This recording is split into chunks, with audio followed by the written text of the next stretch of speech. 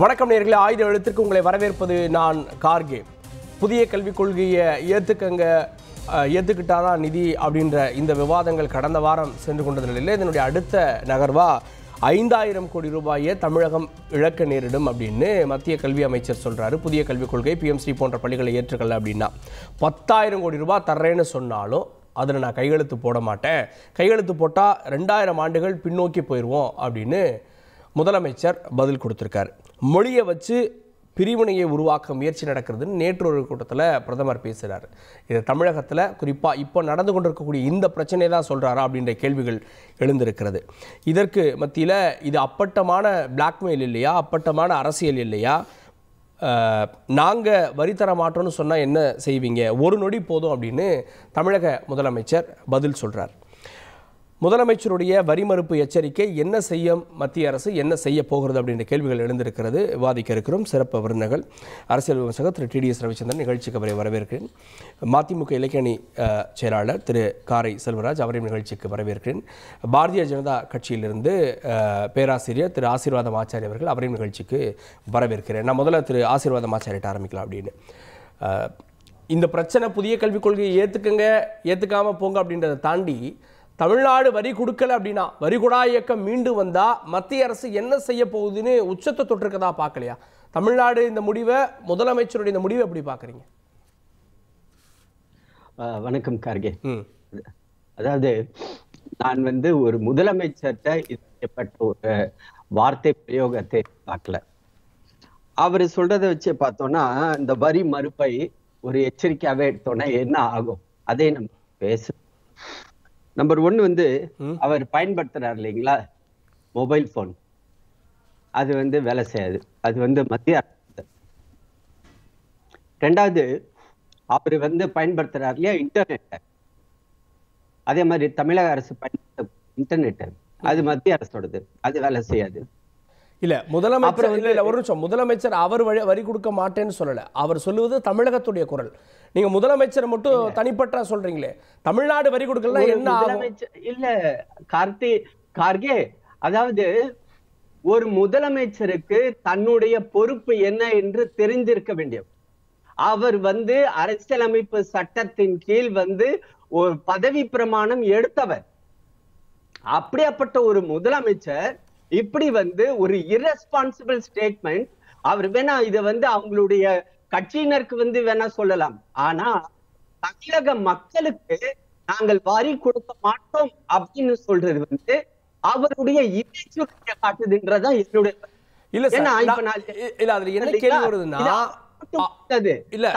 அவர் கேக்குறது இது ஒரு பிளாக்மெயில் அப்படின்றப்ப நாங்க என்ன பண்ண முடியும்னு கேக்குறாங்க. சார் இது பிளாக்மெயில் கிடையாது. நாங்க கடந்த 10 நாளா இதை பத்தி மத்திய கல்வித்துறை அமைச்சர் இதை பத்தி விரிவா சொல்லிட்டார். இது பிளாக்மெயில் கிடையாது. வாய்ஸ் மிக முக்கியமான அம்சம் என்ன சொல்றேன்னா, இந்த இந்திய பத்தி எங்கேயுமே பேசல. அதாவது இந்திய பத்தி பேசாத பட்சத்துல ஹிந்தி எதிர்ப்புன்னு இவங்க திசை திருப்புறது மடைமாற்றத்துக்கு தான் நேற்று சரியான ஒரு பதிலை மத்திய கல்வித்துறை அமைச்சர் திரு தர்மேந்திர பிரதான் கொடுத்திருக்காரு. இந்த பத்திரிகையில அவர் என்ன சொல்றாருன்னா, இந்த கடிதத்துல இது உங்களுடைய தாய்மொழியை பற்றி பேசுகிறோம், தமிழை பற்றி பேசுகிறோம், தமிழுக்கு திரு நரேந்திர மோடி அவர்கள் என்னென்னலாம் செய்து வந்துள்ளார் அதை அவர் பட்டியலிட்டுள்ளார். ஆக எங்களை பொறுத்தவரை, மத்திய அரசை பொறுத்தவரை நாங்கள் ஹிந்தியை பற்றி பேசவே இல்லை. ஆக ஒரு புரிதல் இல்லாமல் மக்களின் மனதை திசை திருப்பி ஒரு ஓட்டு அரசியலுக்காக ஒரு முதலமைச்சர் பேசுவதை நாங்கள் வன்மையாக கண்டிக்கிறோம். அதே சமயம் இந்த ஒரு வரியை நான் ஒரே ஒரு பாயிண்ட்ல முடிச்சுக்கிறேன். இவர் சொல்றாரு இல்லைங்களா, இவருக்கு ஏன் புரிதல் இல்லை அப்படின்னு சொல்றது என்னன்னா, என்னமோ தமிழக அரசு தான் போய் ஒவ்வொரு வீடா அந்த மக்கள் எல்லாத்துக்கிட்டையும் போய் வரி வசூல் பண்ணி சென்ட்ரலுக்கு டிரான்ஸ்பர் பண்ணுது, அதை நான் நிறுத்திடுவேன் அப்படின்றது மாதிரி அவர் பேசுறாரு. இந்த வரி வசூலிப்புன்றதுக்கு ஒரு சிஸ்டமே இருக்குது, ஒரு மெக்கானிசம் இருக்குது. சார் சிஸ்டம் இருக்கிறது தெரியும் சார். அரசு ஒரு கொள்கை முடிவெடுக்குது, ஒரு பிரச்சாரம் பண்ணுதுன்னு வைங்க, என்ன ஆகும்? தனிநபர்கள் மத்தியில் இது என்ன ஆகும்? அதாவது பிரச்சாரம் அவங்க தான் 10 நாளா பண்ணிட்டு இருக்காங்க, பட் மக்கள் யாரும் ஏத்துக்கிட்டாங்க சார்? பிரச்சாரம் அவங்க என்ன வேணாலும் பண்ணட்டும். அந்த பிரச்சாரத்துக்கு அடுத்த வருடம் வரக்கூடிய தேர்தலில் சம்மட்டி அடி கொடுக்கப்படும். ஏனென்றால் இன்று மாணவர்கள் எதிர்பார்க்கிறார்கள் மூன்றாவது ஒரு மொழியை நாங்கள் கற்றுக்கொள்ள வேண்டும் என்று. இவங்க உடனடியா எடுத்துட்டு போயிடுறாங்க. அதாவது மொழி கொள்கையை பத்தி பேசுறாங்க, முன்னாடி நடந்ததை பத்தி பேசுறாங்க, இந்திய எதிர்ப்பு போராட்டத்தை பத்தி பேசுறாங்க. சார், கடந்து வந்துட்டோம். இப்ப நம்ம இருக்கிறது 2025. அந்த பாதையை நோக்கி நம்ம போகிறதுக்கு பத்தி பேசுறதை விட்டுவிட்டு 65 வருஷத்துக்கு முன்னாடி, 85 வருஷத்துக்கு முன்னாடி, 100 வருஷத்துக்கு முன்னாடி நடந்ததை பேசுறது ஒரு மிகப்பெரிய ஒரு அபத்தமாகத்தான் நாங்கள் பார்க்கிறோம். கேட்போம் நான் திரு காரை செல்வராஜ் அவர்கள்ட்ட, அது எப்படி ஒரு மாநிலம் ஒரு முதலமைச்சர் வரி கொடுக்க முடியாதுன்னு சொல்ல முடியும்? ஒரு நொடி போதும் அப்படின்றாரு. ப்ராக்டிக்கலாக அது சாத்தியமா? நம்ம ஒரு சிஸ்டத்தின் கீழே இருக்கோம், ப்ராக்டிக்கலாக சாத்தியமானா என்ன எதிர்விளைவுகள் ஏற்படும் அவர் சொல்கிறார். தர்மேந்திர பிரதான் அவர்களுக்கு வராத புரிதல், நிதியமைச்சர் நிர்மலா சீதாராமன் அவர்களுக்கு வராத புரிதல், ஒன்றிய பிரதமர் நரேந்திர மோடிஜி அவர்களுக்கு வராத புரிதல் என் அன்பு அண்ணன் ஆசீர்வாதம் ஆச்சாரிக்கு வந்துவிடும் என்று நான் நினைக்கவில்லை. அதுதான் இது அவர் பேசினதோட வெளிப்பாடு. மொபைலை கொடுக்க மாட்டான், இன்டர்நெட்டை கொடுக்க மாட்டான், டிவி சேனலில் நிறுத்துவான், அப்புறம் தேசிய நெடுஞ்சாலைகள்லாம் காரு பயணிக்கக்கூடாது என்று அவர் என்ன ஒரு புரிதலில் பேசுகிறாருன்னு புரியல. முதல்வர் என்ன சொன்னார்? நான் வர்றேன், அதுக்கு வர்றேன். முதல்வர் என்ன சொன்னார்? 3 முக்கியமான செய்திகள் அந்த வரிகொடா நிலை என்கிற வருகிற பொழுது 3 செய்திகளை பதிவு பண்ணுறார். நீ இந்த வழக்கம் போல் இந்த மீம்ஸு போடுற கதை, ஒன்றை மட்டும் கட் பண்ணி ஒட்டி போடுறது, இந்த வெட்டி போடுறது, இது பண்ணக்கூடிய பாரதிய ஜனதா கட்சியினர் விவாத அரங்கத்திலையுமே அப்படி பேசுகிறது எனக்கு வியப்பாக இருக்குது. அவர் சொன்னது என்பது வரி கொடுக்க மாட்டோம் என்று சொல்லுவதற்கு ஒரு நிமிடம், ஒரு நொடி போதும். கொடுத்து பெறுவது தான் கூட்டாட்சி தத்துவம். நல்ல ஞாபகத்தில் வச்சுங்க, அவர் பேசினதை கேள்வி. கொடுத்து பெறுவது தான் கூட்டாட்சி தத்துவம், அதைத்தான் அரசியல் அமைப்பு நமக்கு கற்றுக் கொடுத்திருக்கிறதுன்னு சொன்னார். இது என்னன்னா, உங்களுக்கு கொடுக்கிற ஒரு அழுத்தம். அந்த நிலைமைக்கு இந்த தமிழ் சமூக மக்களுடைய இந்த புதிய கல்விக் கொள்கை குறித்தான இந்த பார்வை இங்கே தமிழ்நாட்டில் எழுந்திருக்கிற பாஜகவை தவிர இந்த ஓரணியில் இணைந்திருக்கிற எல்லா தமிழகத்தினுடைய இயக்கங்களும் ஒற்றை குரலில் புதிய கல்விக் கொள்கைக்கு எதிர்ப்பு தெரிவிப்பது என்பது ஒட்டுமொத்த தமிழ் சமூகத்தினுடைய எதிர்ப்பு என்ற நிலை வருகிற பொழுது மக்களுடைய எண்ணத்தை பிரதிபலிக்கக்கூடிய சூழ்நிலைக்குத்தான் அதை சொன்னாரே தவிர நான் வரி கொடுக்க மாட்டேன், நிறுத்திட போறேன்னு சொன்னதா இவங்க அழுத்தம்ன்றீங்க. அதை அவங்க மிரட்டலா பார்க்குறாங்க. இல்லை, அவங்க எப்படி வேணா பார்க்கட்டும். ஏன்னா தர்மேந்திர பிரதான் சொன்னது மிரட்டல் இல்லையா? இப்போ இந்த கல்வி எந்த கன்கரண்ட் பட்டியலில் இல்லையா? தமிழக அரசாங்கத்துக்கு இது பேசுறது உரிமை இருக்குல்ல. நான் அதை ஏற்றுக்கொள்ள மாட்டேன்னு சொல்லுவது என்பதை நீங்கள் எப்படி ஒரு பெரிய பிற்போக்குத்தனம்னு நினைப்பீங்க? உங்களுக்கு சொல்கிறோம், நாங்கள் ஏற்கனவே வெற்றி அடைந்திருக்கிறோம், எங்களுக்கு இந்த மும்மொழி கொள்கை தேவையில்லைங்கிறோம். இந்தியை பற்றியே பேசலைன்றீங்க. அந்த காதில் பூச்சுத்துற வேலையெல்லாம் வேறு யார்ட்டையாவது பண்ணுங்கள். நாங்கள் நிறைய ஒரு 100 ஆண்டு காலமாக ஆர்எஸ்எஸ் இந்துத்துவவாதிகள் என்ற 10-11 ஆண்டுகளுக்கு மேலாக பாஜகவினுடைய வரலாற்றிலே நிகழ்ந்திருக்கிற நிகழ்வுகளை நான் வரிசைப்படுத்தி விட முடியும். எப்படியெல்லாம் ஏமாற்றி, எப்படியெல்லாம் பொய் சொல்லி, எப்படியெல்லாம் மறுதளித்து, எப்படியெல்லாம் ஒன்றை மாற்றி தனதாக்கி கொண்டு அடுத்தவர் வரலாற்றை தனது வரலாறாக பேசுகிற இவர்கள் சொல்லுகிற வார்த்தையிலே நாங்கள் எவ்வளவு நம்பிக்கை வைப்போம் என்பது எங்களுக்கு தெரியும். இந்தி எப்படி வரும் என்று எங்களுக்கு தெரியும். நீங்க ராஜஸ்தான் அது ஏன் இந்தின்னு பாக்குறீங்க? 3வது மொழி எதுவா எங்க கடைசியில எங்க எனக்கு சமஸ்கிருதத்தை பத்தி பேசுறாங்க, எங்க நிப்பாங்கன்னு தெரியாதாங்க. 45,000 பள்ளிக்கூடங்கள் இருக்கு. சென்னை மாநகராட்சியில நம்ம நக்கீரன் பிரகாஷ் அழகா ஒரு செய்தியை சொன்னார், நான் குறிப்பிட்டு சொல்றேன். 45,000 பள்ளிகள் இருக்கு. நான் ரொம்ப உள்ள போகல, ஏன்னா இந்த சப்ஜெக்ட் இன்னும் நிறைய பேச வேண்டியிருக்கு சப்ஜெக்ட். இங்க கன்னடம், தெலுங்கு, மலையாளம், உருது எல்லா மொழியும் இருக்கிற மக்கள் அதிகமாக வசிக்கிற பகுதி. 5 மொழியை நாங்கள் மாணவர்கள் கற்றுக்கொள்ள வேண்டும்னா முதல்ல இத்தனை மாணவர்கள் கேட்டால் தான் கொடுப்போம்பீங்க. அதுக்கு பிறகு 5 ஆசிரியர்கள் போடணும். 45,000 பள்ளிக்கு இன்ட்டு 5 போட்டிங்கன்னா எத்தனை ஆசிரியர்கள்? ஏற்கனவே பிஎம்சிடிக்கு 40% மாநில அரசாங்கம் கொடுக்குது. எத்தனை ஆயிரம் கோடி கொடுக்க போறீங்க? ஏற்கனவே கொடுக்கறத ஏமாத்துறீங்க. மிரட்டல் வைத்தது, மிரட்டி பணிய வைக்க நினைச்சது நீங்கள். தர்மேந்திர பிரதான் ஒரு அமைச்சராக அந்த வார்த்தையை சொல்லி அதுதான் வர மிரட்டி பணிய வைக்க மத்திய அரசு நினைத்தது. இப்போ தமிழக அரசு மிரட்டுதான். எது வரிகூடா எதிர்வினை எப்படி இருக்கணும்னு நினைக்கிறீங்க? எதிரி என்ன ஆயுதத்தை கையில் ஏந்தி வருகிறான் என்பது எனக்கு தெரியும். ஒரே வார்த்தை, தர்மேந்திர பிரதான் தான் மிரட்டினார்.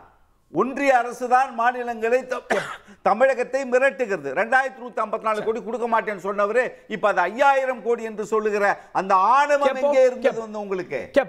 இந்தி வராதுன்னு காதுல பூ சுத்துறீங்க. வேற எங்கேயாவது போய் சொல்லுங்க. ராஜஸ்தான் யூபில போய் பேசுங்க, தமிழ்நாட்டுல இல்ல. ஓகே, திமுக தரப்புல இருந்து செய்தி தொடர்பாளர் டாக்டர் சஃபி சுலைமான் நிகழ்ச்சிக்கு வரவேற்கிறேன். நான் திரு ரவிச்சந்திரன் அவர்கள்ட்ட என்ன ஆயுதத்தை பயன்படுத்துறாங்களோ, என்ன பிரயோகத்தை பயன்படுத்துறோமோ அதை அவங்களுக்கு புரியுற மாதிரி திரும்ப சொல்லியிருக்காரு முதலமைச்சர். இந்த முதல் மிரட்டலை விடுத்தது யார்? 2000 கோடி வராது, 5000 கோடி கிடைக்காதுன்னு சொன்னது யார்? அதிமுக ஆட்சியில் இருக்கும்போதே ஸ்டாலின் ஐயா வந்து வரிகுடா இயக்கம் நடத்துவோம்னு சொன்னார். உங்களுக்கு ஞாபகம் இருக்கும், 4.5 வருஷத்துக்கு முன்னாடியே சொன்னார். ஏன்னா இதெல்லாம் அஜெண்டாவில் இருக்குது, அடுத்த 60 வருடங்களுக்கான அஜெண்டாவில் இதெல்லாம் இருக்குது. அதனால தான் அவர் வந்து அதை சொன்னார். ஒரு நொடி போகிறோம் சொல்கிறதுக்கு, அதுக்கப்புறம் என்னென்னலாம் நடக்குங்கிறத தான் உங்களுக்கு ஆச்சாரிய ஐயா எடுத்து சொன்னார். எனக்கு என்னென்னா 5 வருடம் ஒரு நாள் சட்டசபையில் இது வரைக்கும் திமுக எம்ஜிஆர் அவர்கள் இல்லைன்னு ஆனதுக்கப்புறம், திமுக இல்லைன்னு ஆனதுக்கப்புறம் இது வரைக்கும் சட்டசபைக்கு போகலை. ஸோ அதனால் அவங்களுக்கு 2026 ஒரு மொழி போரை ஏற்படுத்தி விட்டுட்டு அதன் மூலமாக இவங்க ஆட்சியை கலைச்சாங்கன்னா, ஆட்சியை கலைக்கிறதுக்கான தூண்டுதல் எல்லாம் பண்ணிவிட்டு ஆட்சியை கலைச்சிட்டா அனுதாப ஓட்டு வரும்னு நினச்சா ஆட்சியை கலைக்கிற வேலை பிஜேபி செய்யவே செய்யாது. அழகாக அவங்கள 2026 வரைக்கும் செய்ய விட்டுட்டு உங்கள் தவறுகள் மூலமாகவே மக்களை யோசிக்க செஞ்சிடுங்கிறது முதல்ல புரிஞ்சுப்போம்.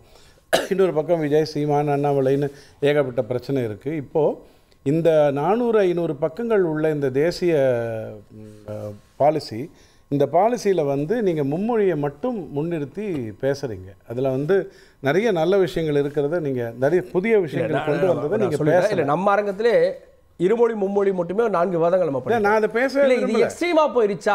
இனி அடுத்து என்ன மத்திய அரசு என்ன செய்ய போகுது? நம்ம இல்லை, நீங்கள் ஊதுற அந்த மகுடிக்கு இந்த நல்ல பாம்பு ஆட போகிறது இல்லைங்கிறதுக்காக நான் சொல்கிறேன். அது அந்த மொழி பிரச்சனையை கொண்டே வராதிங்க, அது இங்கே விவாதிக்கப்படவே இல்லை. ஏன்னா இருக்கக்கூடிய எத்தனையோ விஷயங்களில் ஒரு விஷயமாக அந்த மும்மொழிக்குள்ளே, அதுவும் தாய்மொழி அப்படிங்கிற அடிப்படையில் வருதுங்கிறத நம்ம புரிஞ்சுக்கிறோம்.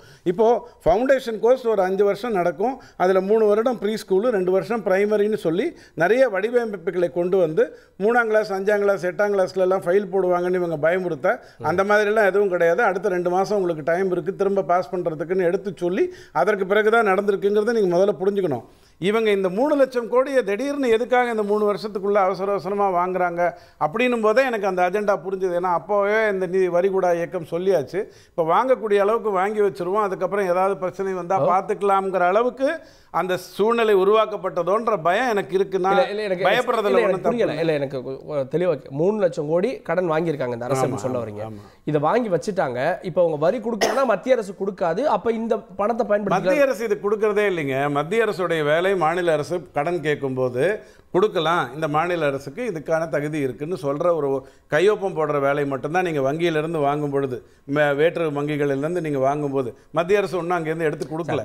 இல்லை சார், ஜிஎஸ்டியில் மாநிலத்துக்கு வந்துடுது, ஜிஎஸ்டி காம்பன்சேஷன் வருது, மத்திய அரசுடைய திட்டங்கள் மாநிலத்தில் இம்ப்ளிமெண்ட் பண்ணுறப்ப அந்த பணம் வருது, அதில் ஒன்று தானே சார் இது? இல்லை, அந்த 70% அப்படியே சம்பளத்துக்கும் கடனுக்கு வட்டி கட்டுவதற்குமே செலவழித்துட்டு வர்றீங்க. கனிம வளத்தில் எடுக்க வேண்டிய வரிகொடாவை கொண்டு வந்தீங்கன்னா, மணலில் ஏற்கனவே வரிகொடா பண்ணிட்டு இருக்கீங்களா, அதை கொண்டு வந்தீங்கன்னா, சாராயத்தில் ஏற்கனவே ஒரு வரிகொடா பண்ணிட்டு இருக்கீங்களா, அதை கொண்டு வந்தாலே இன்னும் 1 லட்சம் கோடிக்கு மேலே உங்ககிட்ட வரும். இப்போ இந்த 2000 கோடி பற்றி பேசி இப்போ 5000 ஆகி 10,000 ஆச்சு இல்லையா? எனக்கு அது இன்ஃபேக்ட் ஸ்டாலின் ஐயா என்ன சொல்கிறாருன்னு புரியல. முதல்ல வந்து 2000 கோடி கொடுங்கன்னு கேட்டதில் நியாயம் இருக்குது. அதுக்கப்புறம் அவர் என்ன சொன்னார், வரிகொடா இயக்கம் பற்றி பேசினார். இப்போ 10,000 கோடி கொடுத்தாலும் வாங்க மாட்டேங்கிறாரு. கொஞ்சம் டைம் மாறி 2000 கோடி 5000 கோடி ஆக்குனது யார் சார்? பாருங்க, 5000 கோடிங்கும்போது பிஎம்சி ஏற்றுக்கொள்ளவில்லை என்றால் வரும்னு சொன்னால், நான் முதல்ல மக்களுக்கு ஒரு விஷயம் தெளிவுபடுத்திடுறேன். இந்த பணம் கொடுக்கறது, இந்த 2000மோ 5000மோ எல்லாமே மத்திய அரசினுடைய 29.5% இருந்து இந்தியா பூராக கல்விக்காக கொடுக்குற விஷயம் தானே ஒழிய, மாநில அரசுக்கு ஏற்கனவே வருகின்ற 70% எந்த ஒரு விஷயத்தையும் மத்திய அரசு பண்ண முடியாது. நீங்கள் செலவு பண்ணுற 40,000 கோடியிலேயே அதெல்லாம் பண்ணிக்கோங்க, அல்லது நீங்கள் ஏற்கனவே வரி கூடாமல் இருக்கிற கனிம வளம், மணல் அண்டு சாராயத்தில் அது மூலமாக கொண்டு வந்துக்கோங்க. மாநில அரசை நடத்துவதற்கான உரிமை ஸ்டாலின் ஐயாவுக்கு மட்டும்தான் இருக்கிறது, அதில் எந்த மாற்று கருத்தும் எங்களுக்கு இல்லை.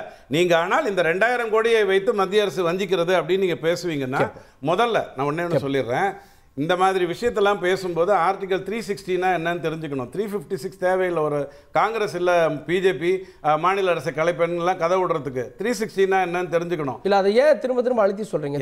ஏன்னா இந்த வரிகொடா இயக்கம்ங்கிறது இன்னைக்கு அவர் ஏதோ ஒரு கோபத்தில் இல்லை சார் ஒரு நொடியில் இப்படி சொல்லிட்டு ஒரு நொடி போறோம்னு சொல்லலாம். எதிர்கட்சியாக இருக்கும் போதே சொன்னார். அதுக்காக நான் உங்களுக்கு சொல்றேன், எதிர்கட்சியா இருக்கும் பொழுது இந்த வாதத்தை அவர் எடுத்து வைத்தார். இப்பதான் 4 வருஷத்துக்கு முன்னாடி, ரொம்ப பின்னாடிலாம் கிடையாது. நாம கேட்க வேண்டியது என்னன்னா, ஐயா இந்த பர்டிகுலர் திட்டம், இந்த தேசிய கல்வி கொள்கைங்கிற அந்த திட்டம் எந்த கரிக்குலத்தையும் மாற்றல. நீங்க இன்னைக்கும் நீங்க கஜினி தான் பெரிய போராட்ட வீரன்னு சொல்லி கொடுக்கலாம். அசோகரோ பாபரோ தான் இந்தியாவே பெரிய அற்புதமாக இந்த நாட்டையே திருத்தி கொடுத்தாருலாம் நீங்க சொல்லிக்கலாம். கரிக்குலத்தில் எந்த மாற்றமும் இல்லை.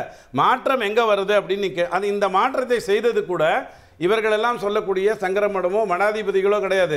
மாற்றத்தை செய்தது கூட கஸ்தூரி ரங்கன், அதுக்கப்புறம் ஜாமியா மிலியாவுடைய நஜ்மா அக்தர், பழங்குடி பல்கலைக்கழகத்தினுடைய கட்டிமணின்னு நிறைய அறிவார்ந்த சிந்தனையாளர்கள், இதில் ஐஐடியோடைய விசிட்டிங் ப்ரொஃபஸர், இவங்கெல்லாம் சேர்ந்து கொண்டு வந்தது தான் இதே ஒழிய இதில் பிஜேபிக்கு வேலையே கிடையாது. நீங்க சொல்லக்கூடிய நாளைக்கு இந்திய கொண்டு வந்துருவான், சமஸ்கிருதம் கொண்டு வந்துருவான், ரெண்டு வரி மட்டும். இந்த மாற்றங்கள்லாம் மும்மொழி ஏற்றுக்காம தானே வந்திருக்கு தமிழ்நாடு. பாருங்க, மும்மொழியை ஏற்றுக்கொள்வதும் ஏற்றுக்கொள்ளாததும் மாநில அரசனுடைய உரிமை. இது ஆப்ளிகேட்டரி கிடையாது. இந்த சிஸ்டம் இன்னைக்கு இல்ல, அந்த காலத்துல இருந்தே மேண்டேட்டரி தான். ஏற்றுக்கொண்டால் ஏற்றுக்கொள்ளுங்கள், இல்லை என்றால் அந்த திட்டத்திற்காக 29% உங்களுக்கு வர வேண்டிய பணம் தான் உங்களுக்கு வராம போகுமே ஒழிய நீங்க 40,000 கோடியில என்ன ஒரே ஒரு வரி மட்டும் முடிச்சிருக்கேன், ரொம்ப முக்கியம். இந்த பீகார்லயோ உத்தரப்பிரதேஷ்லயோ ஹரியானாலயோ இமாச்சல் பிரதேஷ்லயோ மத்திய பிரதேஷ்லயோ சத்தீஸ்கர்லயோ பெங்காலி, உருது, ஒடியா, பெங்காலி, பஞ்சாபி, பஹாடி அப்படின்னு சொல்லி இந்தி இல்லாத சமஸ்கிருதம் இல்லாத மொழிகளை தான் அவங்க எடுத்து உங்களுக்கு சொல்றாங்க. உடனே இவங்க என்ன சொல்லுவாங்க, எத்தனை மொழிகள் அழிந்ததுன்னு ஒரு கதையை சொல்லுவாங்க. 10 செகண்ட் எனக்கு போறோம். காங்கிரஸ் இந்தி திணிக்கும் பொழுது மொழிகள் அழிந்ததற்கு வரலாறு இருக்கு. ஆனால் இங்கே இந்தி திணிக்கப்படவில்லை, மொழி வளர்க்கப்படும். தமிழை கொண்டு போய் உலகம்ல சேர்ப்போம். இன்னொரு தமிழ் யூனிவர்சிட்டி கட்டி கொடுங்கன்னு உங்களை கேட்போம். டாக்டர் சஃபி, இங்க வரி கொடுக்க மாட்டோம் அப்படின்றது ஒரு எக்ஸ்ட்ரீம் இல்லையா? அதுக்கு ஒரு நொடி போதும் அப்படின்னாலும் அதை மத்திய அரசு எப்படி எடுத்துக்கும் அப்படின்றப்போ இன்னும் வரக்கூடிய நிதியை நிறுத்திட்டா என்ன பண்ணுவீங்க? அந்த கேள்வி வருதுல்ல சார். இங்கே ஒரு பேசிக் விஷயத்தை புரிஞ்சுக்காம எல்லாருமே பேசிகிட்டு இருக்கோம். வரிகொடா இயக்கம் என்பது புதிதல்ல. இது சுதந்திர போராட்டத்தில் இருந்திருக்கு, போராட்டங்கள் இருந்திருக்கிறது. பல விஷயங்களில் வரிகொடா இயக்கம் முன்னின்று பல விஷயத்தை சாதிச்சிருக்கிறது. இது வரலாறு. அதனால் புதுசாக எதுவுமே தமிழ்நாடுன்னு சொல்ல, இந்தியாவுக்கு தமிழ்நாடு புதுசாக எதுவுமே கற்றுக் கொடுக்கல. பட் இது நாம் ஆரம்பித்தா அங்கே ஆட்டம் கண்டுறோம். ஏன்னா தமிழ்நாடு எதெல்லாம் ஆரம்பிக்குதோ அதெல்லாம் அத்தனை மாநிலங்களும் பின்பற்றும். இது அவங்களுக்கு தெரியும். ஆரம்பிக்க முடியுமான்னு ஒரு கேள்வி சார். அதுதான் சார் விஷயம். அங்கதான் நீங்க சொன்ன மாதிரி ஒன்றியத்துக்குள்ள இருக்கும், சிஸ்டத்துக்குள்ள இருக்கும். சார் இருந்துட்டு போகணும் சார். என்ன எந்த வழியில் இப்போ ஆச்சாரி சார் சொன்னார் இல்லையா, முதல்வர் அவர்கள் டிஃபெண்டர் காரில் போக முடியாது, அவரோட ஃபோன் வேலை செய்யாது, அவருக்கு என்ன வேலை சொன்னார் சார், இன்டர்நெட் வேலை செய்யாதுன்னு. தேசிய நெடுஞ்சாலையில் கார். மோடி அவர்கள் 18 நாட்டுக்கு போக முடியாது. 18 நாடும் தமிழ் பேசுற நாடு. அங்க நிறுத்துவோம். உங்க மோடி அவர்கள் பாராளுமன்றம் உள்ள போக முடியாது, அங்க நிறுத்துவோம். போனு கதை, டிஃபெண்டர் கதை எங்களுக்கு தெரியும் எப்படி பண்ணணும்னு. உங்க மோடி எங்கெல்லாம் போறாரோ அங்கெல்லாம் அவரை தலை தூக்க விடாம இங்க ஐஐடியில சவுருக்கு ஓடிச்சுட்டு போனார் பாத்தீங்களா, அந்த மாதிரி ஒவ்வொரு நாட்டிலும் ஓடுவாரு. அது எங்களால செய்ய முடியும். சவால் விட்டு சொல்றேன் இதை, சரிங்களா? இன்னொன்னு ஒரு நிமிஷம் இல்ல, அது I feel pity for you. No no no no இல்ல, அது போராட்டம் மூலமாவா சார்? DMK no sir. இல்ல அது திமுக பண்ணுமா தமிழக அரசு பண்ணுமா? தமிழ்நாடு பண்ணும் சார். திமுகவோ தமிழ்நாடோ வித்தியாசம் இல்லை, தமிழ்நாடு பண்ணும். காரணம் என்ன தெரியுங்களா? தமிழ்நாடு இதை செய்திருக்கிறது, செய்தும் காட்டும். ஏன்னா இவங்க வேணா இந்த பூச்சாண்டிலாம் வேற எங்கேயா காமிக்கலாம், தமிழ்நாட்டை காமிச்சு. அதான் முதல்வர் சொன்னாரு, நீங்க 10,000 கோடி கொடுத்தாலும் இந்த பாவத்தை நான் செய்ய மாட்டேன்னு. நல்ல ஞாபகம் வச்சுங்க. நான் இருக்கும் வரை அரிட்டாப்பட்டியில் டங்ஸ்டன் வராது, வந்தால் நான் இருக்க மாட்டேன். ஓடுனாங்களா? ரெண்டாவது இப்ப சொல்றாரு பாத்தீங்களா, நீங்க 10,000 கொடுத்தாலும் NEP உள்ள வராது. இதுதான் ஒரு முதல்வரின் நிலைப்பாடு. இந்த நிலைப்பாடு இந்தியால சவால் விட்டு சொல்றேன். உங்களோட ஏதாவது ஒரு முதல்வர் பேச சொல்லுங்க பார்க்கலாம். இந்த மாதிரி ஏதாவது ஒரு முதல்வர். காரணம் தெரியுங்களா? அவருடைய மொழி பற்றும் அந்த மொழி கர்வமும் என்னால விட்டு தர முடியாது. சார் தந்தி டிவியில் தான் கார்கே நான் பார்த்தேன். ஒரு 6 நாள் முன்னாடி ஜீமங்கலம்னு ஒரு ஊர் ஒசூரில், நீங்களும் அந்த நியூஸ் பார்த்துருப்பீங்க, உங்கள் டிவியில் தான் பார்த்தேன். ஜீமங்கலம் ஒரு ஊர் ஒசூரில், அங்கே இருக்கிற பீகார் மாநில பிள்ளைங்களாம் அங்கே படிக்குது ஒரு அரசு பள்ளியில். அந்த பீகார் மாநில பிள்ளைங்கள தான் அரோஹின்னு ஒரு பிள்ளை, ஃபாத்திமான்னு ஒரு பிள்ளை, மொஹிரான்னு ஒரு பிள்ளை, இவங்க என்ன சொல்கிறாங்க தெரியுங்களா? பீகாரில் நாங்கள் பள்ளிக்கூடமே பார்த்ததில்லை, எங்களுக்கு ஏபிசின்னு என்னென்னு தெரியாது. அந்த நியூஸ் நாங்கள் உங்கள்ட்ட அனுப்பி வைக்கிறேன், உங்கள் சேனல் நியூஸ் தான். பள்ளிக்கூடமே நாங்கள் பார்த்ததில்லை, ஏபிசி எங்களுக்கு தெரியாது. சாருக்கு சிரிக்கிறதால அனுப்பி விடுறேன் நான். இல்லைங்க, காங்கிரஸ் ஆண்ட மாநிலம், பிஜேபி ஆளாத மாநிலம். ஒரு நிமிஷம் இருங்க. நான் சொல்றது ஹிந்தி ஸ்டேட், காங்கிரஸ் இல்ல, ஹிந்தி ஸ்டேட். என்ன நான் சொல்றது, இங்க எங்க அப்பா அம்மா கூட செருப்பு போட்டதில்ல, இங்க எங்க பள்ளிக்கூடத்தில் செருப்பு கொடுக்குறாங்க, புக்ஸ் கொடுக்குறாங்க. இதுல மிக முக்கியமா அங்க ஒரு சமூக ஆர்வலர் பிரகாஷ் ஒருத்தர் பேசுறாரு, அந்த ஒசூரை சேர்ந்தவர். இதுக்கெல்லாம் காரணம் இந்த பிள்ளைங்க பட்டியலையும் பஞ்சத்திலையும் இருந்தது அந்த மாநிலத்தில். இங்கே வந்து மதிய உணவும் முக்கியமாக இப்போ முதல்ல கொடுக்குற காலை உணவும் இந்த பிள்ளைங்களுக்கு ஆரோக்கியத்தை கொடுத்துருக்கு, படிக்கணுங்கிற ஆர்வத்தை தூண்டி இருக்குது. அதனால இத்தனை 100 பிள்ளைங்கள் இங்கே வருது இந்த பள்ளிக்கூடத்துக்குன்னு. ஜீமங்கலம் மட்டும் இல்லை, சுற்றி இருக்கிற 4 சிற்றூரில் உள்ள விஷயத்தை வந்து உங்க தந்தி டிவி தான் 6 நாள் முன்னாடி போட்டாங்க. This is Tamil Nadu. நல்ல ஞாபகம், திஸ் இஸ் தமிழ்நாடு. நீங்க சொல்றீங்க இல்லையா ஹிந்தியை வந்து மும்மொழி பண்ணுவேன்னு, இங்க அந்த பிள்ளைங்க தமிழ் பேசுது சார், தமிழ் பாடப்புத்தகத்தை படிச்சு காமிக்குது பீகார்ல பிள்ளைங்க. ஏன் காரணம்? நான் ஒரு சேலஞ்ச் சொல்றேன், உத்தரப்பிரதேஷ்லயோ பீகார்லயோ இங்க இருந்து போக மாட்டாங்க, வேற வச்சுங்க, இங்க இருந்து போகக்கூடிய மக்களுக்கு தமிழ் சொல்லி தரீங்களா? சேலஞ்ச். ஜீமங்கலத்தில் இருக்குது, ஜீம சுட்டி உள்ள இருக்குது, நாங்க அதை செய்து கொண்டிருக்கிறோம். நீங்க அதாவது இவர் நம்ம சார் பேசுற மாதிரி பேசலாம். ஃபர்ஸ்ட் அண்ட் ஃபார்மோஸ்ட் இந்த என்இபியில் 4 நாள் தான் சார் இருக்கு. இவர் சொன்னார்ல 440 இருக்கு, இவ்வளவு ஆய்வாளர்கள் அறிவாளர்களை சேர்ந்து பண்ணது 4 நாள் தான். என்ட்ரன்ஸ் மெயினா, என்ட்ரன்ஸ் 2வது எலிஜிபிலிட்டி. நீ இந்த எக்ஸாம்ஸ் எழுதணும், அப்பதான் உனக்கு வந்து அடுத்த போக முடியும்.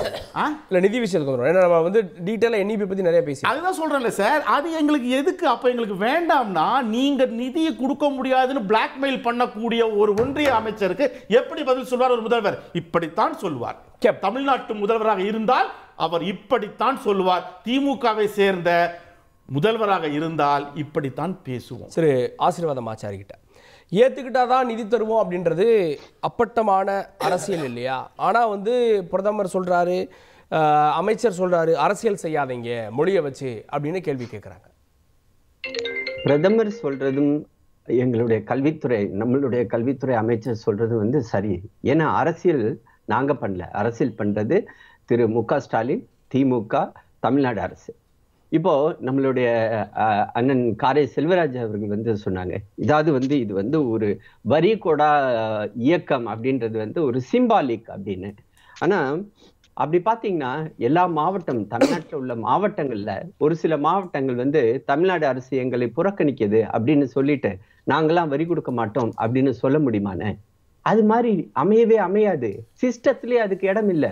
அதை தான் வந்து ஒரு முதலமைச்சர் வந்து அதுக்குரிய புரிதல் இல்லாம பேசினாரு அப்படின்றதுக்காகத்தான் நான் அவருடைய பர்சனல் இஷ்யூவை தொட்டு நான் வந்து பேசுறேன். ஏன்னா அதனால்தான் அதனுடைய புரிதல் சரியாக அமையும்ன்றதுக்காக. ஒரே நிமிஷம் சார், ஒரே நிமிஷம், அதுலதான் அவர் ஒரு கேள்வி கேட்டார்.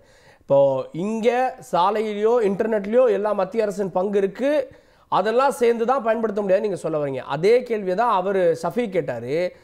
தமிழக அரசு கொடுக்கக்கூடிய நிதியில தான் ஒரு பகுதியில் மத்திய அரசும் இயங்குறது அப்படின்றதான் அதனுடைய பொருள். அந்த புரிதல் வந்து அவருக்கு ஏன் முதலமைச்சருக்கு இல்லைன்றதுதான் வந்து நான் ஒரு சில டேட்டா பாயிண்ட் மட்டும் நான் சொல்றேன். அதாவது நம்ம இவர் திமுகவுடைய நண்பர் சொன்னார் பார்த்தீங்களா, குழந்தைகளுக்கு வந்து மதிய உணவு.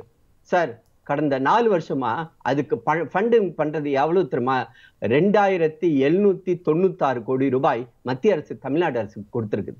அதே மாதிரி பாத்தீங்கன்னா கல்விக்காக மட்டுமே 5880 கோடி ரூபாய் கடந்த 4 வருடத்துல கொடுத்திருக்குது. விவசாயிகள், தமிழ்நாட்டு விவசாயிகளுக்காக கடந்த 4 வருடங்களில் 6209 கோடி ரூபாய் மோடி அரசு கொடுத்திருக்குது. 100 நாள் வேலை திட்டத்துக்காக கடந்த 4 வருடத்துல மட்டும் திருப்பி கொடுத்திருக்கீங்க சார் அப்படி கிடையாது. அந்த வேற இடத்துல எப்படி? தான் உங்களுக்கு நீங்க மரியாதை எப்படி எங்க இருந்து கொடுக்குறீங்க? அப்ப அது 70 பாத்தீங்கன்னா, எல்லாத்தையுமே நான் மோடி கொடுத்தாரு மோடி கொடுத்தாரு மோடி நான் வரேன். பாக்கெட்ல இருந்தா கொடுக்குறாரு. வரேன், மோடி வரேன். பாக்கெட்ல தயவு கொடுக்குறாரா செய்து சார்? நீங்க கொஞ்சம் ஒவ்வொரு பொறுங்க. மாநிலமும் Yes, கொடுக்கக்கூடியத I am duty bound to explain. 2021ல இருந்து கொஞ்சம் பொறுங்க. 2024 வரை தமிழ்நாட்டுல இருந்து கொடுத்த வரி 8 லட்சம் கோடி. 8 லட்சம் சஃபி, கோடி. அதுல நீங்க கொஞ்ச நேரம் திருப்பி பொறுங்க. கொடுத்தீங்களே கொஞ்ச நேரம் 1,42,000 கோடி. பொறுங்க. இதே வந்து ஓகே, உத்தரப்பிரதேச PM எவ்வளவு கொடுத்தீங்க? நீங்க டேட்டா பேசுனா நீங்க டேட்டா பேசுவேன். சஃபி, ஒரு நிமிஷம், 8 லட்சம் கோடி கொடுத்ததுல நீங்க எவ்வளவு திருப்பி கொடுத்தீங்க? சஃபி, 5000 கோடி கொடுத்தேன், 2000 கோடி கொடுத்தேன், 300 கோடி கொடுத்தேன். இதுதான் உங்க கேக்குறோம். பட்ஜெட்டே சொல்லுங்க. இததான் கேக்குறோம். சரி, ஒரு ஓகே நிமிஷம், ஓகே ஒரு நிமிஷம். பதில். கொஞ்சம் நான் சொல்றதை கேளுங்க. நம்ம நாட்டுல மொத்தம் 36 மாநிலங்கள் பிளஸ் யூனியன் பிரதேசம் இருக்குது. எல்லாரும் வரி கொடுக்கறாங்க. தமிழ்நாட்டுக்காரங்க மட்டும் வரி கொடுக்கல. இந்த மத்திய அரசுடைய கடமை என்னன்னா, இந்த 36 மாநிலங்கள் மற்றும் யூனியன் பிரதேசம் கொடுக்கிற அந்த வரியை அதை சமமாக அனைவருக்கும் எப்படி வந்து டெவல்யூஷனுக்குன்னு ஒரு ஃபார்முலா இருக்குதோ அந்த ஃபார்முலாவை அடிப்படையாக வைத்து திருப்பி கொடுப்பது தான் மத்திய அரசோட கடமை. இல்ல, அந்த அதுல ஃபார்முலா தான் இப்ப தப்பா இருக்குன்னு தமிழ்நாடு சொல்றாங்க சார். அந்த 29 பைசா தான் தர்றீங்கன்றது அந்த ஃபார்முலா தப்பா இருக்குன்றாங்க சார். ஃபைனான்ஸ் கமிஷன் வந்து அதுக்குரிய ஃபார்முலாவை டிரைவ் பண்ணிருக்காங்க. அதுக்கு கூடுதலாவே கொடுக்கிறோம். இன்னைக்கு திட்டத்துக்காக மட்டும் கடந்த 10 வருடமாக தமிழ்நாட்டுக்கு நாங்கள் 11 லட்சம் கோடி ரூபாய் கொடுத்திருக்கிறோம். அது வந்து over and above the devolution. அதை நீங்க மறுக்க முடியுமா? அதுக்காக திட்டங்கள் தான் நான் வந்து பட்டியலிட்டேன். ஆக நீங்க மட்டும் வரி கொடுக்கல, தமிழ்நாட்டு உள்ள பணம் வருது இல்லையா, அதுக்கு வந்து உத்தரப்பிரதேசத்துக்காரனும் கொடுக்கறான், மகாராஷ்டிரக்காரனும் கொடுக்கறான், ஈவன் ஜம்மு காஷ்மீரும் கொடுக்கறான், அருணாச்சல் பிரதேசம் கொடுக்கறான். நீங்க அதை மறுத்து பேசாதீங்க. ஏன்னா மத்திய அரசு திரும்பி வாங்குறத திரும்பி கொடுக்கணும். அதை எல்லாருக்கும் திட்டங்களாக கொடுக்கணும், டெவல்யூஷனாக கொடுக்கணும். ஆக மொத்தம் நாங்க கொடுத்ததை திரும்பி கொடு அப்படின்னா வரி பரிமாணம் அதெல்லாம் வந்து அடிபட்டே போயிடும் சார். நீங்க ஐசோலேட் ஆயிருவீங்க. நான் சொன்னது மாதிரி அந்த பிரச்சனைகள் வரும். உங்களால தனித்து இயங்கவே முடியாது. உங்களுடைய பாதுகாப்பு, உங்களுடைய ஆகாய விமானம், உங்களுடைய ரயில்வே, உங்களுடைய நேவி, உங்களுடைய போஸ்டல் டிபார்ட்மெண்ட்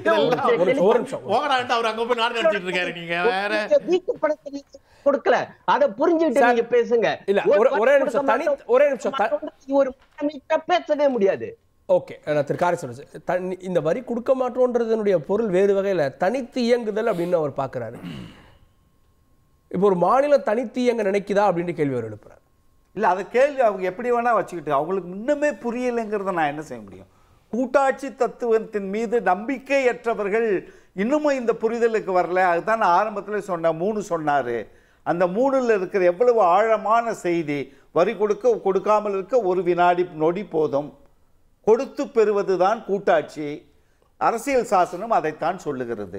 நாங்கள் அந்த நிலைப்பாட்டில் தான் அதை சொல்லிருக்கவே கூடாதுன்னா, ஒரு முதலமைச்சராக அதை சொல்லிருக்கவே கூடாது. சொல்லுவாங்க 2154 கோடி ரூபாய் கொடுக்க மாட்டேன்னு சொன்னவரு 5000 கோடி ரூபாய் கொடுக்க மாட்டேன்னு மத்திய அமைச்சர் ஆணவத்தோடு மிரட்டுவாரு. அதை கேட்டுக்கிட்டு கை கட்டி வாய் பொத்தி இருக்கணுமா? உங்க அமைச்சருக்கு அறிவுரை சொல்லுங்க. உங்க அமைச்சருக்கு அறிவுரை சொல்லுங்க. இப்படி தான் தோன்றி தனமாக பேசக்கூடாது. ஒரு அமைச்சருக்கும் கடமையிலிருந்து வெளியிருக்கீங்க.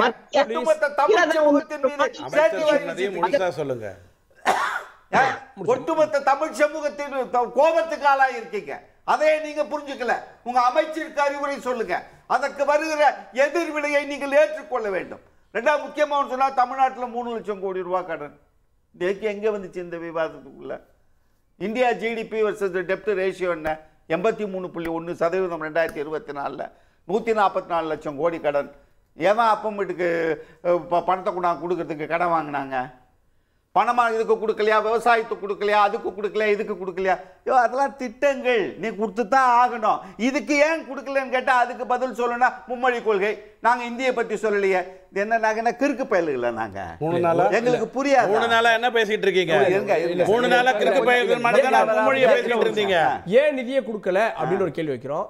கல்வித்துறை அமைச்சர் கேட்கிறார், பள்ளிக்கல்வித்துறை அமைச்சர், இதுக்கும் புதிய கல்விக் கொள்கைக்கு சம்பந்தம் இல்லை. ஆனா மத்திய அரசு இது 2 லிங்க்ல தான் இருக்கு. பிஎம்சி ஸ்கூலோ இதெல்லாம் புதிய கல்விக் கொள்கையை அமல்படுத்துறது ஒரு வகை. அவங்க பேசுறதெல்லாம் ஓடுற தண்ணியில எழுதி வைங்க.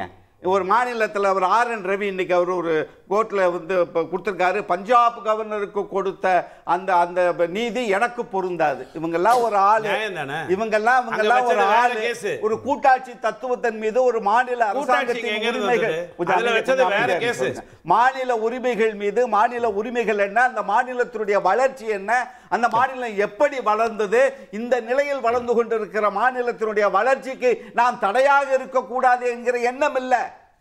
நீங்க என்னமோ டெவல்யூஷன் ஃபார்முலா சொன்னீங்க அண்ணன் ஆசீர்வாத பாச்சாரி அவர்களே. 7 குறியீடுகள் கொடுத்துருக்கீங்க. அதுல பீகாருக்கு உத்தரப்பிரதேசத்துக்கு அள்ளி கொடுத்தீங்க. திமுக நண்பர் சொன்னார்ல 8 லட்சம் கோடி கொடுத்தோம்னு, அள்ளி கொடுத்தீங்க, கொடுங்க, தப்பு இல்லை. அந்த மாநிலம் வளர வேண்டும், அதற்கான திட்டத்துக்கு தான் செலவு பண்றாங்க. ஏதாவது ஆய்வு இருக்கா? இத்தனை வருஷத்துக்குள்ள நாங்க இவ்வளவு கூடுதலா உங்களுக்கு கொடுக்கிறோம், நீ 1 ரூபாய் கொடுத்தா நான் 1 ரூபாய் 71 காசு கொடுக்கிறேன், நீ இந்த திட்டம் கல்விக்காக சுகாதாரத்திற்காக பயன்படுத்தப்படணும், அதற்கான கால அளவீடு கொடுத்திருக்கீங்களா? உங்க டெவல்யூஷன் ஃபார்முலால காலம் பூரா கொடுத்துக்கிட்டு இருப்பீங்களா? அப்ப எனக்கு ஏன் கொடுக்கல நான் கேள்வி கேட்பதை உரிமை உரிமை மறுப்புன்னு எப்படி சொல்லுவீங்க? நான் ஏன் கேட்க மாட்டேன்? என்ன விவரம் புரியாதவன் நினைக்கிறீங்களா? ஒரு 100 ஆண்டு கால அறிவுசார் சமூகமாக உருவாகி இருக்கிற தமிழ்நாடு. நீங்க அப்படிலாம் ரொம்ப எளிதா சாதாரணமா கடந்து போயிடாதீங்க. உடனே அதுல வந்தா இதுல கொடுக்குமா? கரையான் புத்துல கருணாகம் குடிக்கொண்ட மாதிரி. இன்னொரு கேள்வி கேட்டார். இப்போ இந்த கேள்வியை ஒரு கோபத்துல ஒரு மாவட்டத்துல இருந்து ஒருத்தவங்க கேட்கறாங்க அப்படின்னா நாங்க கொடுக்க மாட்டோம்னா ஒரு மாநில ஒரு முதல்வர் சொன்னதே உங்களுக்கான புரிதல் ஒரு வரியில சொல்லிட்டு அப்புறம் எதுக்குங்க மாவட்டம் சொன்னா அவன் தனி மனிதன் சொன்னான்னு பேசிட்டு இருக்கிறீங்க. அவர் சொன்ன 3 இருக்கிற அர்த்தம் புரியலையா உங்களுக்கு? அந்த அர்த்தம் என்ன? நீங்கள் புரிந்து கொள்ள வேண்டும். ஒட்டுமொத்த தமிழ் சமூகத்தினுடைய எதிர்ப்பு நிலை இதுதான் என்பதே உங்களுக்கு. தர்மேந்திர பிரதான் பேசுறதுக்கு 5000 கோடி கொடுக்க மாட்டேன்னு சொன்னதுக்கான எதிர்வினை, அந்த எதிர்வினையை நீங்க வந்து ஆரோக்கிய உடனே மோடி போலையா, தமிழே வளர்க்கலையா, மொழியே வளர்க்கலையா, என்ன வளர்த்தாரு? தமிழகத்தினுடைய தொல்லியல் துறைக்கு ஆர்கியாலஜிக்கல் டிபார்ட்மெண்ட் ஒன்றிய அரசு கீழடிக்கு எவ்வளவு கொடுக்குறீங்க? ஏன் கொடுக்குறீங்க? நீங்க தான நடத்துறீங்க. உரிமை ஒரு காசு பத்தி பேசுறீங்க, வைப்பீங்க, அதுக்கு கொடுப்பாங்க. இனத்தை கொடுத்துருவாங்க. ஏன் கொடுக்கணும்? யார் சார் சும்மா? நாட்டினுடைய வரலாறு.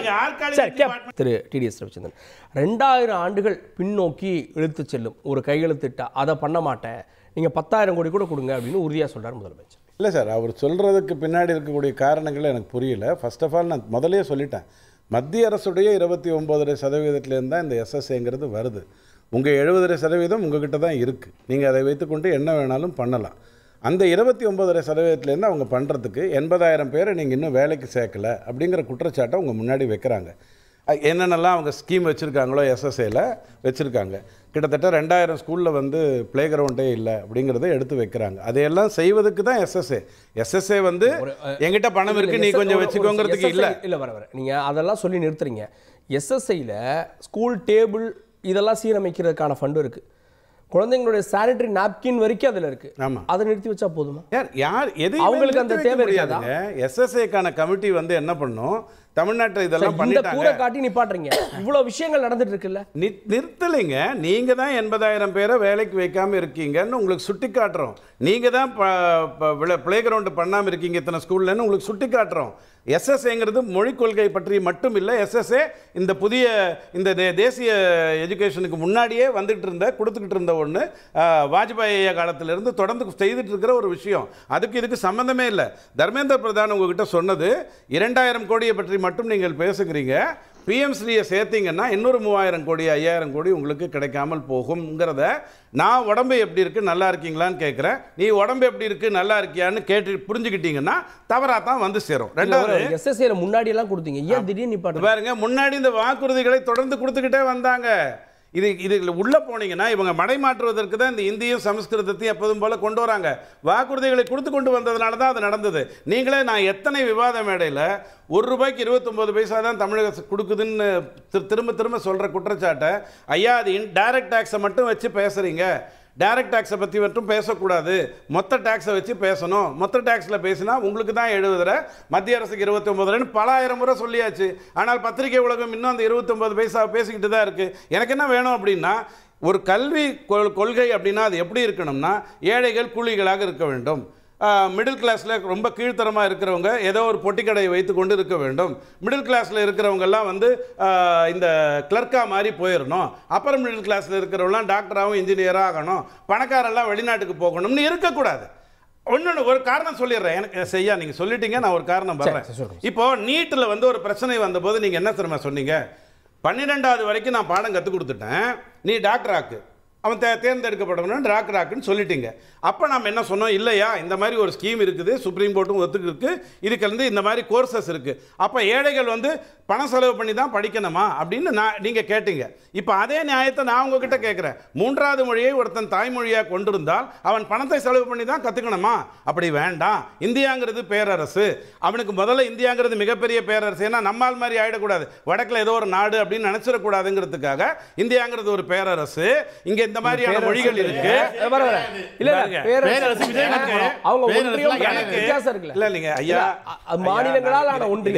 குருமூர்த்தி ஐயா பலமுறை பதில் சொல்லிட்டாரு.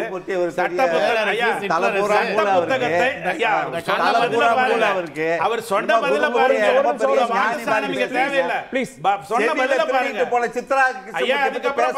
எதுவுமே பேச நீங்க வாங்க அப்புறம் பின்னாடி. அவர் என்ன சொன்னாரு அப்படின்னா, முடிச்சுங்க இதுக்கு ஏற்கனவே பதில் எல்லாம் கொடுத்தாச்சு. இந்த மாதிரியான கேள்விகளுக்கு நாம தலைப்புக்குள்ள வருவோம்.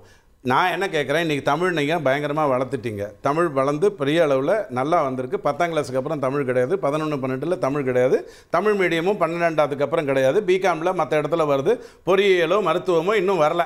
ஐயா நீங்கள் வளர்த்த தமிழை எடுத்துக்கொள்வோம், மலைப்படுகாம் அப்படின்னு சொல்லி நான் போய் கேட்டானா, ஏய் நீ ஸ்பெல்லிங் மிஸ்டேக்கில் பேசுகிற, நீ வந்து கடாம்னு சொல்லணும் அப்படின்னு சொல்லக்கூடிய தமிழறிஞர்கள் மாணவர்களாக இருக்காங்களா? 11 கீழ்கணக்கு அப்படின்னா என்னன்னு தெரியுமா? ஏலாதினா என்னன்னு தெரியுமா? இடிலைனா என்னன்னு தெரியுமா? பட்டினப்பாலைனா என்னன்னு தெரியுமா? இது எல்லாமே தமிழ்ல. நான் இந்திய பத்தி பேசவே இல்லை.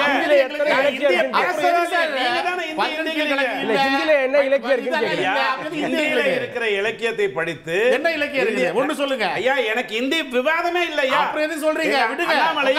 3 வருஷத்துக்கு முன்னாடி சொல்லிட்டாரு, இந்தியை திணிப்பதற்கு யார் செய்தாலும் அனுமதிக்க மாட்டேன்னு சொல்லியாச்சு. நீங்க சும்மா இந்தின்னு புருடா விட்டுட்டு இருந்தீங்கன்னா நான் என்ன பண்ணோம்? ஐயா வேறு பூரா விஷத்தை வளர்த்துக்கிட்டு இருக்கீங்க.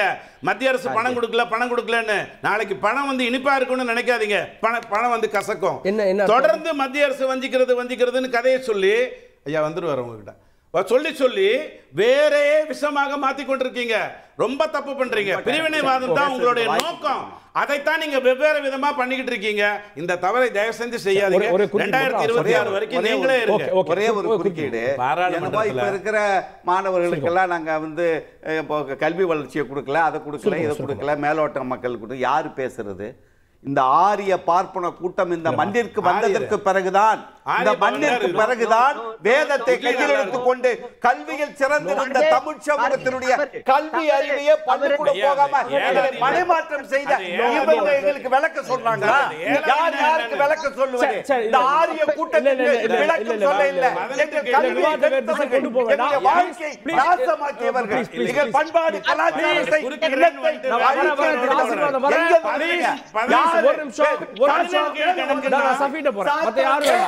யாரு வேண்டாம் டாக்டர் சஃபி.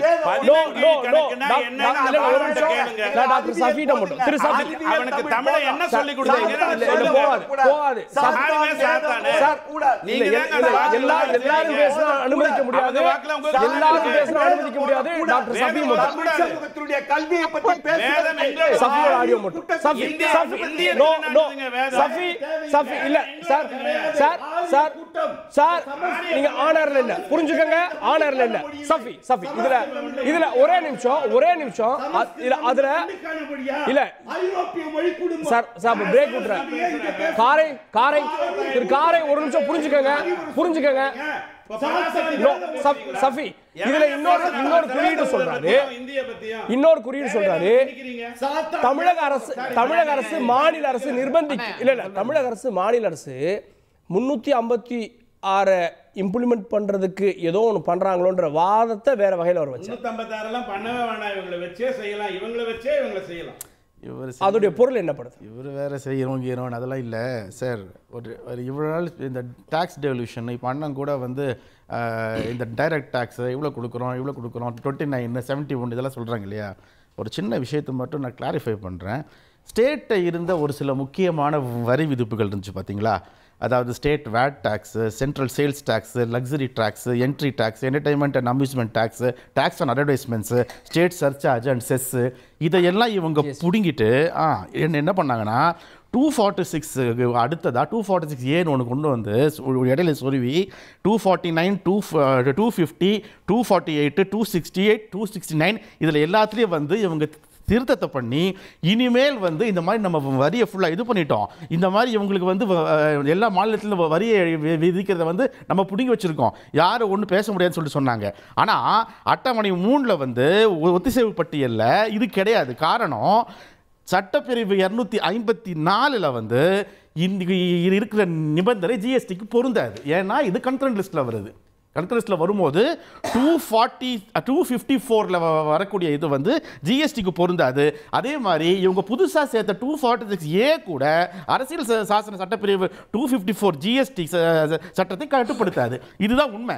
இவங்க இவ்வளவு பெரிய விஷயங்களை வந்து மறைச்சிட்டு நாங்கள் 71%, 21% இந்த விஷயம் எல்லாம் வந்து தமிழ்நாட்டில் எடுபடாது. காரணம் எதுங்களா, ஒரு வார்த்தையை சொல்றோம்னா இப்போ முதல்வர் இன்னைக்கு வந்து வரிகோடா இயக்கத்தை எங்களை இது பண்ண விடாதீங்க, அது வந்து தூண்டாதீங்க சொல்றாருன்னா அதுக்கு பின்னாடி ஒரு பெரிய ஒர்க்கப்பே இருக்கும்.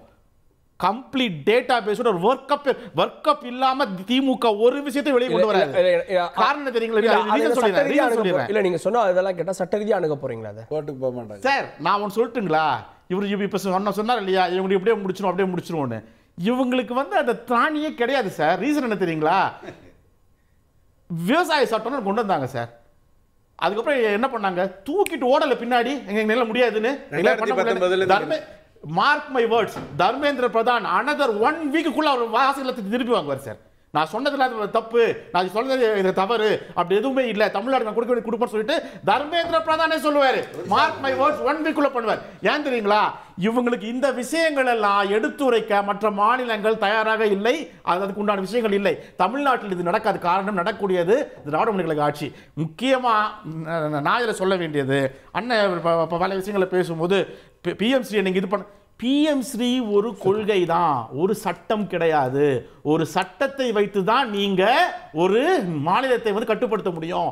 இது உங்களுடைய கொள்கை. இந்த கொள்கையை வச்சுட்டு நீங்க பிஎம்ஸ்ரீ எஸ்எஸ்ஏல பிஎம்ஸ்ரீ கிடையாது. ஃபர்ஸ்ட் எஸ்எஸ்ஏல பிஎம்ஸ்ரீ கிடையாது. நீங்க பிஎம்ஸ்ரீ இது பண்ணிக்கிறாங்க, நாங்க வந்து ஃபண்ட்ஸ் கொடுக்க சொல்றதே அகைன்ஸ்ட் கான்ஸ்டிடியூஷன். நீங்க தனி சார். இல்ல சார், வெரி சிம்பிள். இந்தியா பூரா வெரி சிம்பிள் சார். நீங்க வந்து பிஎம் ஸ்ரீ அடாப்ட் பண்ணாதான் நாங்க ஃபண்ட்ஸ் ரிலீஸ் பண்ணோம்னு சொல்றது. பிஎம் ஸ்ரீ பணத்தை எஸ்எஸ்ஏ கிடையாது சார். இருங்க, இந்த 3000 வேற அந்த 2000 இருங்க, வெயிட் பண்ணு. உங்களால என்ன சொன்னா சார் 1000 கூட நான் கொடுக்க மாட்டேன். ஐயா ரெண்டுத்தையும் சொன்னாரு சார். சொன்னாரு அதான் வெயிட் பண்ணுங்க. அங்கேயே இல்ல ஒரு கல்வித்துறை அமைச்சரா இருக்கிறது இது கூட தெரியல பாத்தீங்களா. பேசிக் பிஎம் ஸ்ரீ உள்ளேயே இல்ல, எஸ்எஸ்ஏ உள்ளே இல்ல, 5000 கோடி நான் கொடுக்க மாட்டேன்னு சொல்றதே அபத்தம். அவர் ஒரு அமைச்சர் பேசியிருக்காரு, சொல்லவே முடியாது, அங்கேயே மாட்டிக்கிறாரு. இல்ல, to be very Frank and clear, இந்த விஷயத்தை வந்து இன் கேஸ் இப்போ வேல்முருகன் அவர்கள் வந்து இதை ஆரம்பிச்சார், நீங்க பேசினார், கேள்விப்பட்டிருப்பீங்க, வரிகோடா இயக்கம் டோல்கேட் ஆரம்பிங்கன்னு சொன்னாரா? ஆடி போயிருவாங்க சார். நினைக்கிற மாதிரி இல்ல, ஒண்ணு இல்ல, ஒரு புள்ளி வச்சுட்டு வச்சுங்களேன், அத கோலம் போட்டு எல்லாம் கேட்டு வந்துரும். ரொம்ப கம்மி தமிழ்நாட்டுல தர்மேந்திர பிரதான் அவர்களுக்கு வந்து இத பத்தியே தெரியாதா? அவர் வந்து எஸ்எஸ்ஏ தனி, பிஎம் ஸ்ரீ தனி அப்படின்னு. சார் அவர் வந்து நேத்து ஒரு நிமிஷம், நேத்து வந்து என்டிடிவி சேனலுக்கு வந்து பேட்டி கொடுத்திருக்காரு. தமிழ்நாட்டிலிருந்து ஒரு முக்கியமான ஒருத்தர் அரசு சார்பாக வந்து என்னை சந்தித்து பேசினார். பிஎம் ஸ்ரீ திட்டத்துக்கு நாங்கள் ஒத்துக்கொள்கிறோம் என்று சொல்லிவிட்டு சென்றார். ஆனால் அரசியல் காரணத்திற்காக அதிலிருந்து அவர்கள் விலகி சென்றார்கள். அன்பில் மகேஷ் அவர்கள் போராட்டத்தில் விளக்கம் கொடுத்தாரு. நாங்க இதை பத்தி ஆலோசனை பண்ணிட்டு சொல்றோம் தான் சொன்னோம். அதை அவங்க ஒப்புதலா எடுத்துக்கிட்டாங்க. இல்ல, அவர் ஒத்துக்கொண்டு அவர் நேத்து சொன்னாரு இதுவரை அதுக்கு சுருக்கமா இறுதி கருத்து சார். ஏன்னா நீங்க சொல்றீங்க இல்லீங்களா, திரும்பி எஸ்எஸ்சி வேற பிஎம்சி வேற. சார் என்னைக்கு NEP 2020 வந்துருச்சோ அந்த NEP 2020 இம்ப்ளிமெண்ட் பண்றதுக்காக தான் சார் அதுல எஸ்எஸ்சியோட காம்பனன்ட் நம்பர் 1 அதுதான்.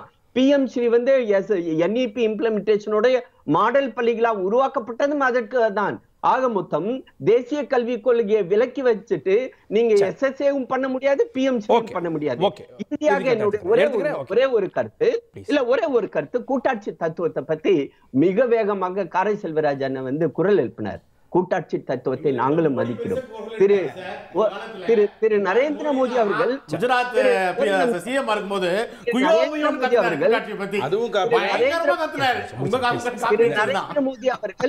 அவர் முதலமைச்சராக இருக்கும் பொழுது இங்கு உள்ள பிளானிங் கமிஷன்ல நாட்கணக்காக காத்திருந்து ஈவன் நம்மளுடைய முதலமைச்சர் திரு கலைஞர் அவர்களும் ஜெயலலிதா அவர்களும் பிளானிங் கமிஷன் முன்னாடி நின்று அவங்கள்ட்ட கெஞ்சி கேட்டி வாங்கிட்டு போனாங்க.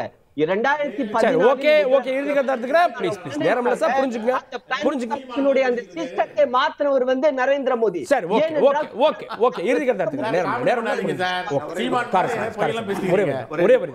ஒரே வரிதான் சொல்றேன். எந்த பாம்பு இருக்கிறது அது கருணாகமா கட்டிவிரியனா என்றால் கண்டுபிடிக்க முடியும். மும்மொழி கொள்கை மூலம் சமஸ்கிருதத்தையும் இந்தியும் எப்படி கொண்டு வந்து நுழைக்க நினைக்கிறார்கள், அவருடைய நோக்கம் என்ன, எண்ணம் என்ன, அதற்கான வழிமுறைகள் எப்படி வரும் என்பதை நாங்கள் அறிந்திருக்கிறோம். ராஜஸ்தானில் உருது மொழி நீக்கப்பட்டு சமஸ்கிருதம் நுழைக்கப்பட்டிருக்கிறது. இந்த மண்ணுக்கான மொழி இல்லை. இந்த பரந்துபட்ட அகில தமிழ் சமூகம், அகண்ட தமிழ் சமூகத்திலே உருவான மொழியில்லாத, யாருக்கும் தாய்மொழி இல்லாத சமஸ்கிருதத்துக்கு கொடுக்கிற அக்கறை இந்துஸ்தானி மொழி என்று அறியப்பட்ட இந்த மண்ணில் தோன்றிய உருது மொழிக்கு இவர்கள் அந்த இதே வெளியேற்றாங்கன்னு சொன்னா இவர்கள் எந்த நோக்கத்தோடு வருகிறார்கள்? அவர்கள் கருணாகமா கட்டுவிரியனா என்று தெரியும். சாத்தான்கள் வேதம் ஓதக்கூடாது. சாத்தான்கள் வேதம் ஓதாதீங்க. நீங்க எதை வேதத்தை தூக்கிட்டு போங்க. ரொம்ப நல்லது. எங்களுக்கு தேவை நல்லதுங்க. நான் வேற மேட்டர் பேசுறேன். நல்லது கெட்டதெல்லாம் நீங்க சட்ட புத்தகத்தை எரிப்பேன்னு சொல்லிட்டு கடைசியில வெள்ளை பேப்பரை தான் எரிச்சோம்னு சொன்னவங்க வரிகூடா இயக்கத்தை பத்தி பேசட்டும். எனக்கு ஒன்றும் கவலை கிடையாது. ஜிஎஸ்டி புத்தகத்தை தான் எரித்தேன் அப்படின்னு பாராளுமன்றத்தில் சொன்ன தலைவர் எங்க தலைவர். ஜிஎஸ்டி ஜிஎஸ்டியோட நீங்க சொல்லக்கூடாது. ஜிஎஸ்டியோட நான் பாச்சு நம்பறேன் கேட்டார் அந்த கேள்வி. இப்ப வழக்கம் கொடுத்தோம். நீங்கயான சட்ட அரசியல் சட்ட புத்தகத்தை சொல்றேன் கிழித்தேன் என்று சொன்னவர் எங்கள் தலைவர். கொஞ்சம் இருங்க சார். யாரிட்ட பேசுறீங்க? நாங்களா ஒன்னு சொல்லிட்டோம். இதெல்லாம் வேணாம் சார். சார் நேரம் இல்லை. என்னோட சூழ்நிலை ஜிஎஸ்டியை கொண்டு வந்தது, வடிவமைத்து கொண்டு வந்தது காங்கிரஸ் அரசு. அதற்கு பிறகு அதை செயல்படுத்துகின்ற தைரியம் வந்தது பிஜேபிக்குங்கிறது ஐயாவுக்கு நல்லா தெரியும். கஸ்டம்ஸும் எக்ஸைஸ் டியூட்டியும் பாருங்க. நீங்க சேல்ஸ் டாக்ஸ், வேட் டாக்ஸ் எல்லாம் வச்சிருந்தீங்களா? நாங்க custom duty, excise duty, income tax எல்லாம் வாங்கிட்டு இருந்தோமா? ரெண்டு பேரும் சேர்ந்து கை குளிக்கணுமா? உனக்கு 50 எனக்கு 50மா? ஏன் 50ல 41 உனக்கு திருப்பி வந்துடும்மா? அப்படித்தான் இந்த 29% எடுத்துட்டு போனோம். இதை வச்சுட்டு இன்றைய இளைய தலைமுறையை ஏமாத்தணும்னு நினைச்சீங்கன்னா என் கொள்ளு தாத்தா இல்ல திமுக பேச்சுக்கு ஏமாற. ஆமா ஆமா உங்க கொள்ளு தாத்தா தான் எங்களை ஏமாத்தினா. அதாவது உங்க கொள்ளு தாத்தா தான் மரியாதையா பேசுங்க. நீங்க உங்க வழக்கிலேயே பேசுறீங்க. அப்ப நான் என்ன சார் எப்படி கோவனதியை சரி பண்ண முடியும்? காரை அண்ணா இருங்க. அதாவது 2000 வருடமாக இவர்கள் போராடியதெல்லாம் நடக்கல. இப்போ ஒன்னும் இவங்க புதுசா இங்க புள்ள பிடிக்கிற முடியாது. என்னன்னா சார் இருங்க, பேசுனா இருங்க. என்னன்னா இது தமிழ்நாடு. இவங்க இந்த மாதிரி NEPல இது வந்திருக்கு, அது வந்திருக்கு, நாங்க PMC இது பண்ணிக்கிட்டோம். இந்த பருப்பு இங்க வேகாது என்பதற்கான மிகச்சிறந்த விஷயத்தை தொடர்ந்து எடுத்துக்கொண்டிருக்கிறோம். முக்கியமா என்ன சொல்றேன்னா, பேரரசுன்னு சொன்னார் இல்லையா, இது ஒரு பேரரசுன்னு. இதை நீங்க அலோவ் பண்ணதே தவறு. ஏன்னா ஏன்னா இருங்க சார் இல்ல என்னன்னா இந்த மாதிரி பேசி தான் இவர்கள் ஆப்கே பார் சார்சோ பார் சொன்னதை மைனாரிட்டியா உட்கார்ந்திருக்காங்க. இதே மாதிரி ஒரு நிமிஷம் இருங்க, இதே மாதிரி பேசி கொண்டிருந்தால் மோடி பாவம் மீண்டும் பொறுத்து பார்க்கலாம். ஓகே, இருமொழி விசஸ் மும்மொழி கொள்கை, மத்திய அரசின் நிர்பந்தம், மாநில அரசு என்ன செய்ய போறது பொறுத்து பார்க்கலாம். வார்த்தை இந்த சிறப்பு நிகழ்ச்சிக்கு நன்றி. பார்த்தவங்களுக்கு நன்றி. தொடர்ந்து இணைந்தீர்கள் தந்தி தொலைக்காட்சியுடன்.